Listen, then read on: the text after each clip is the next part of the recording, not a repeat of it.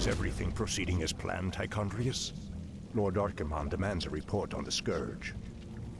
The Lich King's young Death Knight has been performing well. Almost too well. I begin to wonder if Ner'zhul has ulterior motives for his new champion. The human means nothing in the long run.